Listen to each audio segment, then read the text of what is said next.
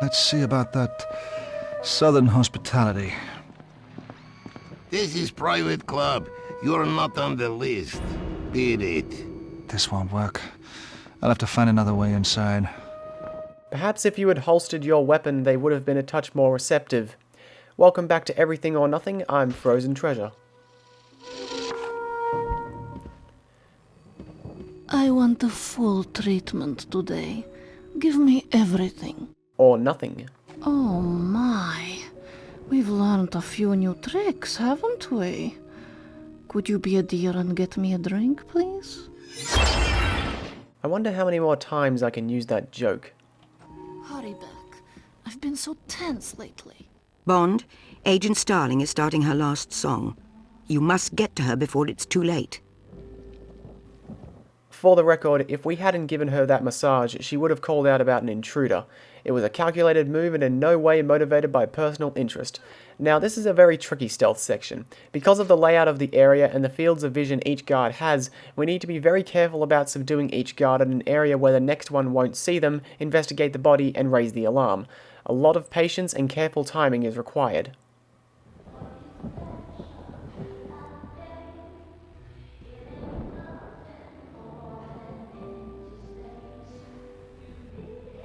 As Maya Starling is played by the singer Maya, her final song is, of course, a lounge rendition of the song Everything or Nothing. And as M has said, if we don't get there before it finishes, we fail the mission.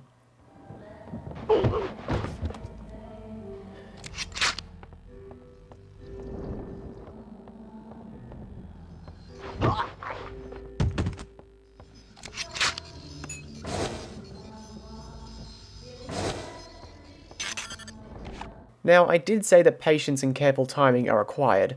Of course, at a certain point, we do need to remember that we're on a strict timer here. I just saw something. He's dead!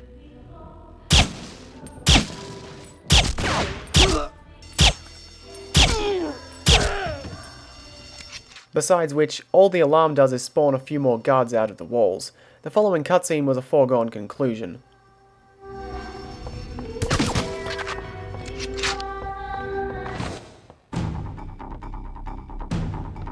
You there! Stop now! Drop your weapon. You're surrounded. Who are you? Bond. James Bond. Oh, you're coming with me. Kill him! James!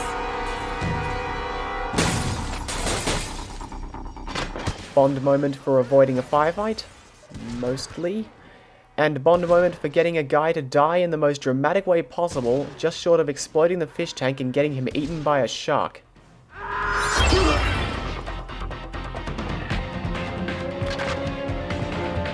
The bar is also destructible, so waiting there would have ended badly anyway.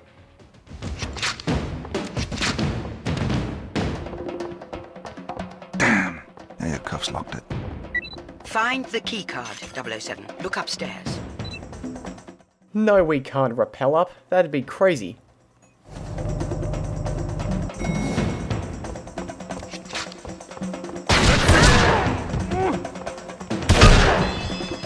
The crowbar guards. These guys are the absolute worst enemy of the entire game. They wear armored vests, so unless it's a headshot or a full dose of buckshot, they don't go down easy. They have large hitboxes that make it very easy for them to lock you into an attack animation that costs you a significant chunk of your health. And they always attack in groups, either with other crowbar guards, cornering you and beating you to death very quickly, or with guards who have guns that remove close combat as a viable option. A single one of these guys can ruin our day.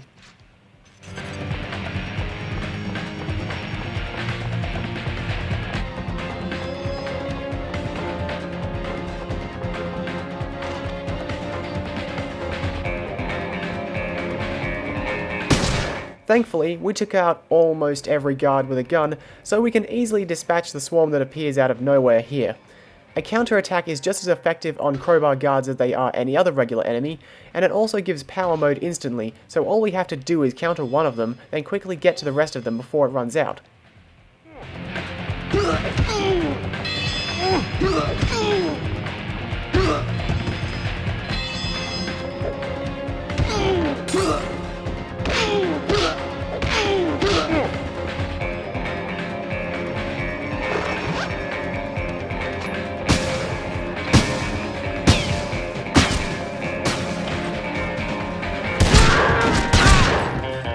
Not going to lie, this is the point of the game when the shotgun becomes one of our best friends. Amazing firepower and also helped accuracy and efficiency significantly.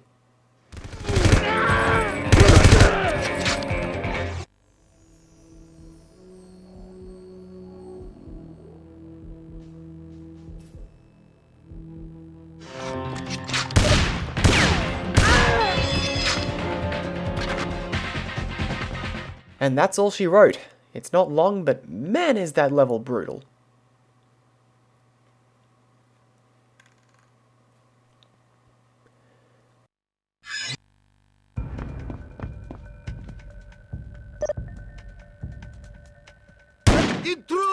Like we actually need to worry about stealth.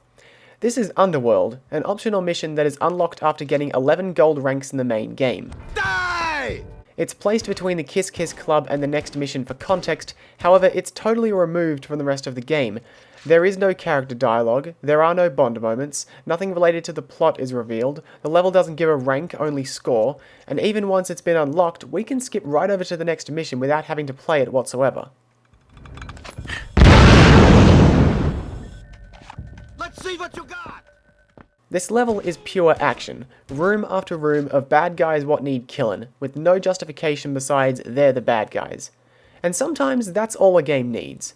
Not that we don't get quite a lot of that in the regular missions, but having an entire level unto itself without cutscenes or side objectives to break up the action is, in its own way, refreshing.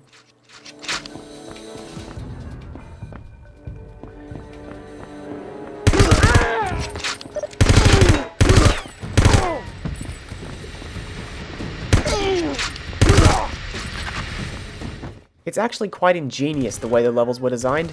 The way the next mission starts, it would have been just as cohesive to skip this mission and assume that we emerged from the Kiss Kiss Club without coming through here. This way, if we hadn't unlocked Underworld, we wouldn't feel like we had missed anything. It's the sort of forethought that you just wouldn't have expected from the designers.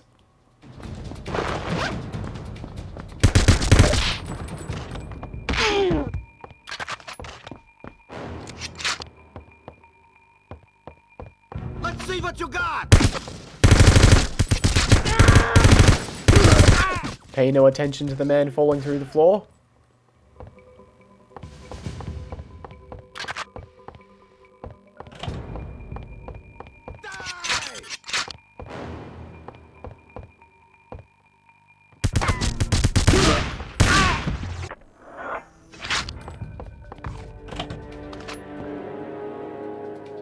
Is that all you got? Every now and then a crowbar guard will willingly drop his crowbar for some unfathomable reason. And as fun as pure action is, it can get tiring, so it's good that this level doesn't actually overstay its welcome.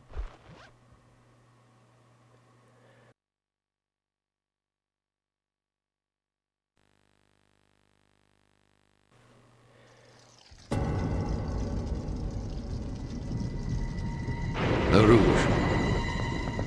It seems our star performer here has double-crossed us. She's yours now. Give her a death that will make us all applaud. I'll take great pleasure in my performance.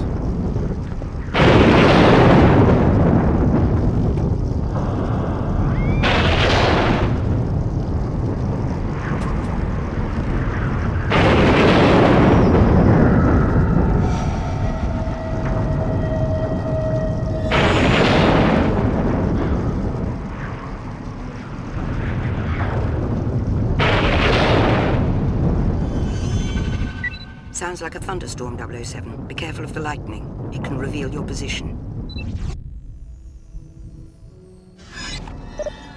I just saw something. He's dead!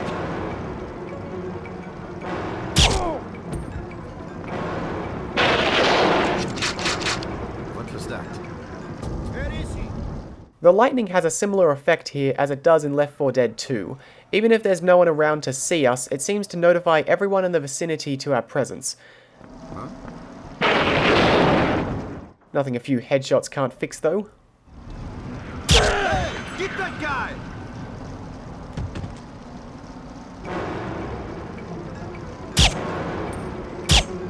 Okay, M talking about the lighting as if we'd have been able to go through this level in a stealthy fashion is just absurd.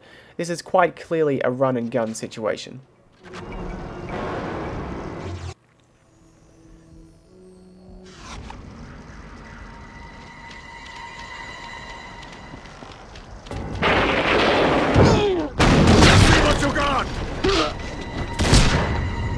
The guys with shotguns would be quite formidable opponents if they ever fired them more than once. Without wasting time running to the end of the level and getting shot to hell to find out, I'll just reveal that we need to get to the balcony of this house to open a locked door at the end of the level. However, to get up to the balcony, we need to go up to the top of the bell tower and retrieve a key. There's lots of moving back and forth in a small space with lots of nooks and crannies, quite similar to the ruined tower in Peru.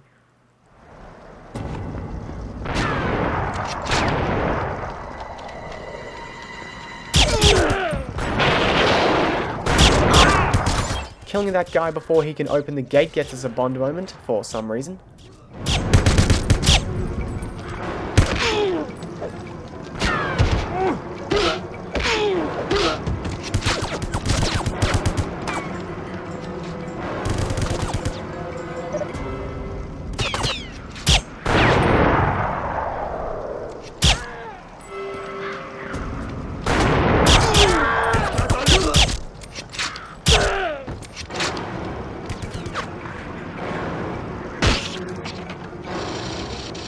This upcoming Bond moment is actually quite sneaky.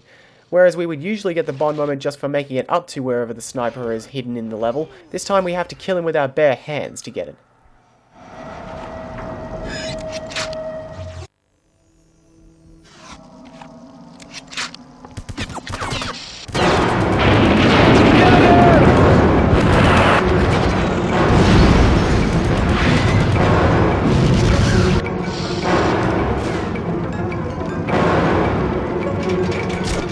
Damn, if only that gate was open.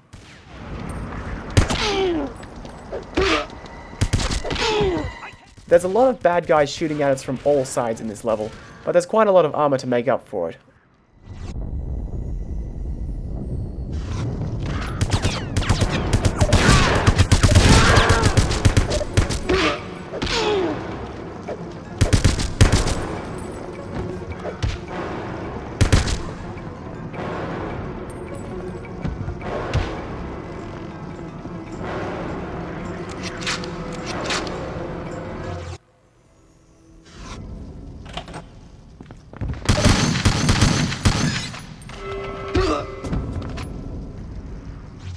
There's a surprising number of enemies in this house, and if we don't pay attention on all sides, it can quickly spell death for us.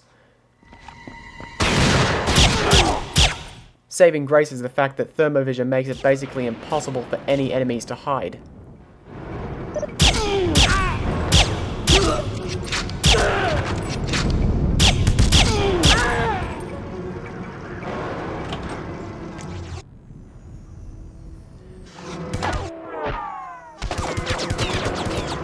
I don't think there's any other way to open the gate besides shooting the security box with the sniper rifle. As far as I know, that's the only case where a Bond moment is completely guaranteed.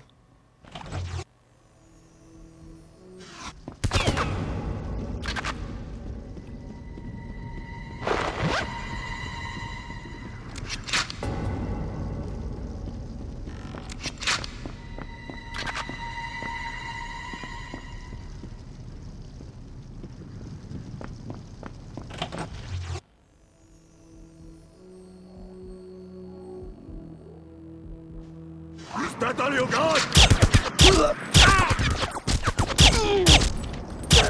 This level is actually very generous.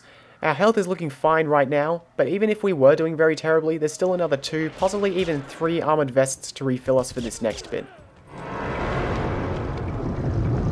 Move quickly. Agent Starling is running out of time.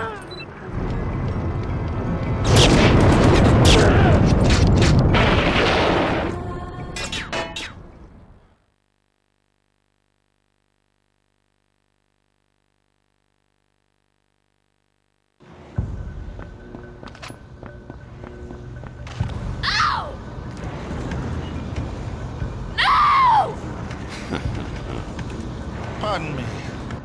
Didn't your mother ever teach you not to play with fire? James! Help! Enjoy the ride, little songbird. You were a hot little number. Perhaps. I wonder if he realizes we can just stop Maya from moving to her doom. It's time Mr. Larouge tasted some of his own medicine. James, hurry! Now, there are 2 Bond moments to be gained in this boss fight. The first is for hitting Larouge with an explosion.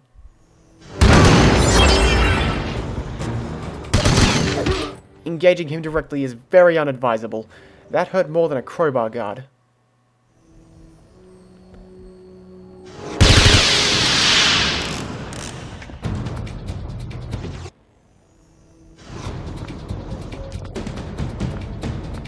And now we're back in the game, aren't we, dear? James? Not sure why she thinks she's in any danger. Hold on. I don't seem to have a choice. The second Bond moment is for hitting Larouge with an explosion. Actually, that's quite clever, considering most people wouldn't think to try it twice. And now he starts being unnecessarily hard. Of course, we have a room full of weapons and armor, so we're actually perfectly fine. Remember when we fought Jaws and the camera was fixed on him? Yeah, that sure would be nice right about now.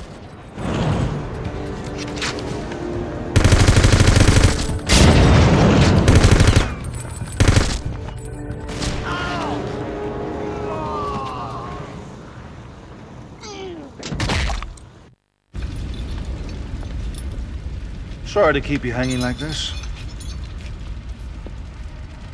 You're awfully sure of yourself, aren't you?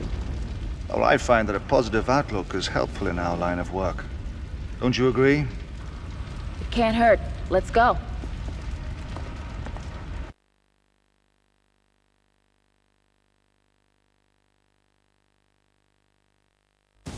Take Agent Starling to our local safe house, 007.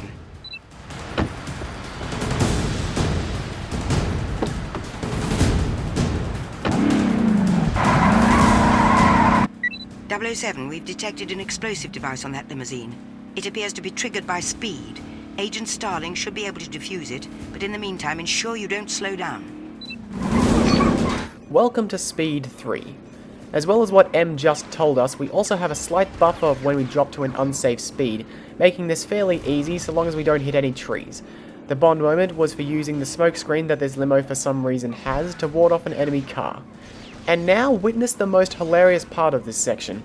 We can't go into the safe house unless the bomb is defused, and continuing to drive around the streets would be too dangerous, so we're more or less stuck driving in circles in this park until we can move on.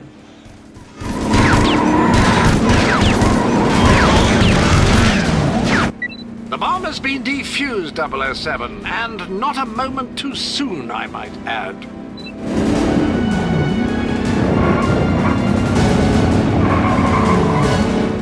You would not believe how long it took to nail that handbrake turn.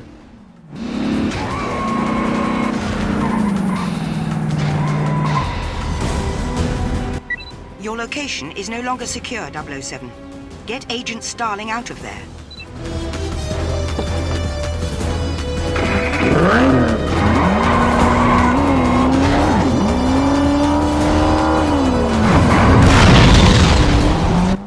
Diavolo mustn't be allowed to operate in New Orleans, 007. Return to his compound and destroy it.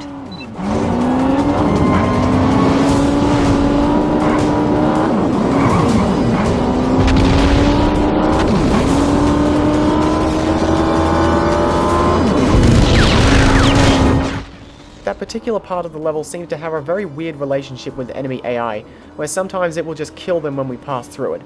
Not that I'm complaining, we can't really afford the damage they can end up dishing out, so if it kills them, it kills them.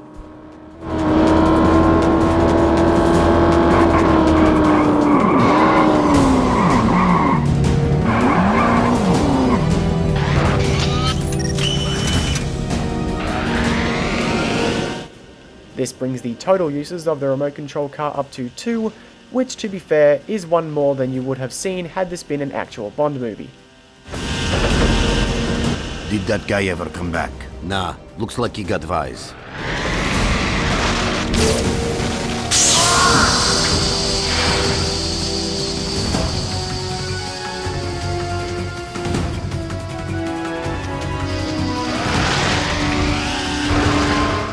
This walkway is annoyingly maze-like, in that there are two ways we could exit it, but only one gets us to where we want to go. What's annoying about that is that we need to complete the section with only one car used to get a Bond moment, so it's very easy to miss it simply because of our limited field of view.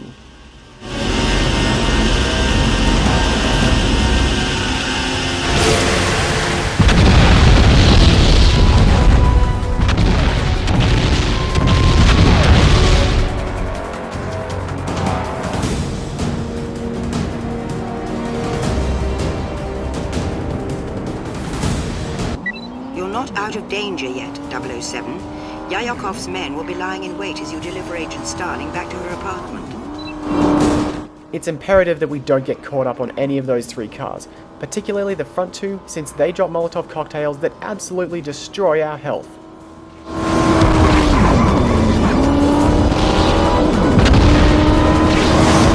Don't care, don't care, don't care. All we need to do is get her home and not have enemies nearby. And if we do it fast enough...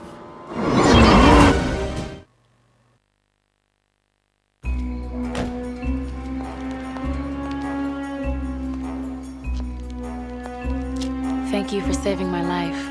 Perhaps you can return the favor sometime. Who's keeping score? Come inside.